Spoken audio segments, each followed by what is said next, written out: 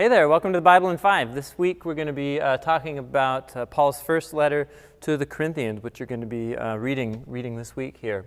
Paul was intimately acquainted with the people of Corinth. He personally stayed there for over a year, talking to people about Jesus, and enough people came to faith to form a small church community. And Paul helped these people kind of right from the very beginning with their faith. And you can read all about this in the book of Acts, which you've already read in the Eat This Book plan if you're doing it. And so Paul helped these people kind of get on their feet as baby Christians. And then after a year and a half, he discerned that they were mature enough to at least kind of get on their own. And so he went and he traveled on. And after being gone for a little while, he began to hear reports from his friends about how things were going in Corinth. And they were going horribly, to say the least. The church was plagued with problems, all kinds of problems. And so what Paul's first letter to the Corinthians is essentially, it's him addressing one by one all of the problems and issues that are going on in the Corinthian church. And it's broken up into 5 main parts because there are 5 main problems he's trying to address. And it reads like a topical treatment of all of these issues. And what he does in every single one is he names the problem, and then he tries to apply the gospel to the problem and help them learn how to think about life through the lens of the gospel. So in chapters 1 through 4, he addresses this problem that there's division in the church. There had been a number of teachers in the church, and people had kind of like picked their favorite teacher and formed little like groupies or subgroups around the teachers, and then were beginning to badmouth and distrust and talk bad about people who had another teacher and so on. And so they were dividing against one another. And so Paul's basic point in this is like, are you kidding me? Like this is not a popularity contest. This is about the gospel, and it's about Jesus. Jesus is the one who should be the center of unity in our community. And so he says, leaders in the church and teachers, all they are is servants of Jesus, and we should be united across the spectrum. We may have different theological opinions or different ideas, different favorite this or favorite that. That's all second or third or fourth tier. That should not divide us as a people of the gospel. That's his big, very powerful chapters on church unity. He moves in chapters 5 through 7 to talk about sex. There were a number of people sleeping around in the church. There were a number of Christians who thought it was still okay to go sleep with prostitutes. There was even a man sleeping with his father's wife. And the church was not only not doing anything about it, the leaders in the church weren't doing anything, but there are numerous people in the church who were like, oh, this is totally okay. This is about being free as a Christian to live however I please.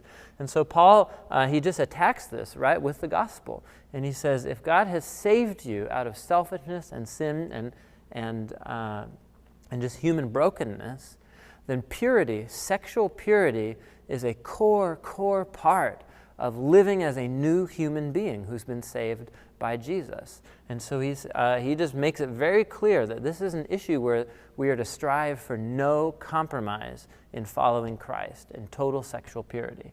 He moves on to talk about the next issue, and the issue is the issue of food. And actually, it's not just food like do you like beans or do you like pork chops or something like that. The issue is food that has been sacrificed to other gods. And actually what's going on here is the split between the Jewish Christians and the non-Jewish Christians about how to live in a culture of religious pluralism and so on. And so Paul helps them navigate through this set of very complex issues here. And again, he does it with the gospel. He says our allegiance is to Jesus alone, not to other gods. And so if you're in a situation where people might think that you're compromising on your allegiance to Jesus, or if another new Christian sees you and says, hey, I can worship Jesus and worship a whole bunch of other gods too, then he says, no, you should totally take a conservative approach and not do things that will lead others on. But he quickly qualifies that to say, however, you are free in Christ to under the guidance of the Spirit, follow your conscience on these debatable matters. But your primary concern should not be for your own freedom, but for the well-being of others. From here, he moves on to the issue of spiritual gifts, and all that to say is there were issues of worship style, and particularly certain gifts of people having real powerful, ecstatic experiences of the Spirit in their public gatherings. And it was distracting or scaring people. It was making visitors not want to come and so on.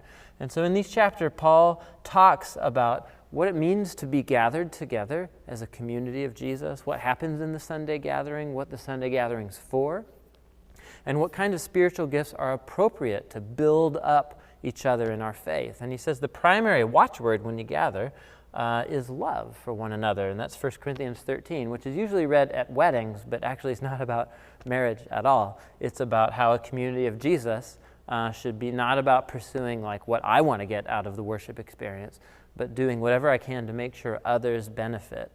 So the Sunday gathering is not like a consumer experience for me and what I want to get out of church. It's actually a place where I come to serve and make sure others grow in Christ.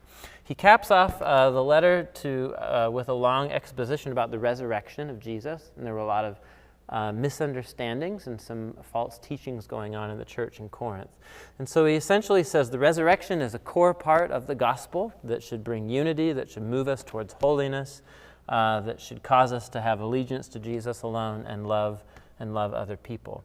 And so it's a very powerful exposition of how the resurrection of Jesus from the dead is at the core of the gospel, and it's the gospel that helps him approach all these issues. So it kind of reads like a laundry list of issues, but what unites the whole letter is that Paul looks at every aspect of life, and he says, how can I look at this part of life through the lens of the gospel, and how can the gospel help me think consistently about what it means to follow Jesus in all of these different areas of life. Very powerful letter. You're gonna like it. I think you'll like it. I really like it. Okay, have a good time. See you next week.